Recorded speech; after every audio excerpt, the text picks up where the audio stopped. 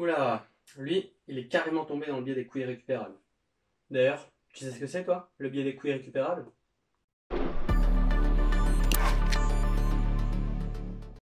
Bon alors, qu'est-ce que c'est que ça encore? Selon Wikipédia, les coûts irrécupérables sont les coûts qui ont déjà été payés définitivement. Ils ne sont ni remboursables, ni récupérables par un autre moyen. Bon, et quel est le rapport avec un biais? Je vais te donner un exemple.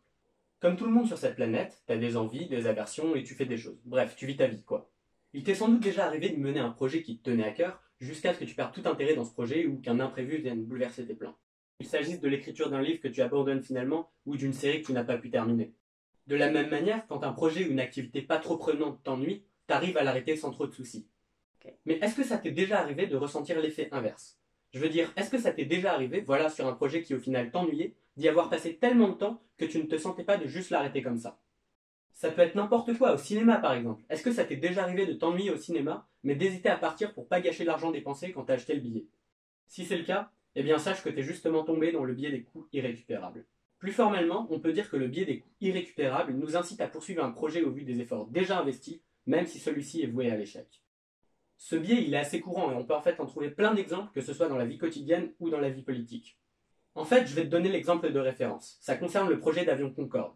Et il est si à propos qu'on appelle parfois effet Concorde le biais des coûts irrécupérables. En France et au Royaume-Uni dans les années 80, il faut savoir que les gouvernements s'étaient alliés pour mener à bien le projet d'un avion commun, le Concorde. T'en as sans doute déjà entendu parler. Le problème, c'est qu'avant même la fin du projet, des études ont montré que l'avion ne pourrait jamais être rentable, et donc en un sens, le projet était voué à l'échec. Dans cette situation, un agent rationnel verrait tout de suite qu'il faut arrêter le projet. S'il n'est pas rentable, à quoi bon le continuer? Eh bien, il se trouve que les gouvernements ont préféré poursuivre le projet au regard des coûts déjà investis. Et c'est vrai qu'arrêter le projet n'aurait pas non plus été bon pour l'image publique des politiciens à son origine.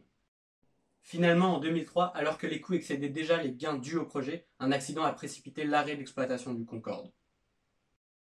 En général, on n'aime pas revenir sur ses propres décisions, parce que ça serait admettre qu'on a eu tort. Et comme je le dis dans la plupart des vidéos, l'esprit humain n'aime pas avoir tort.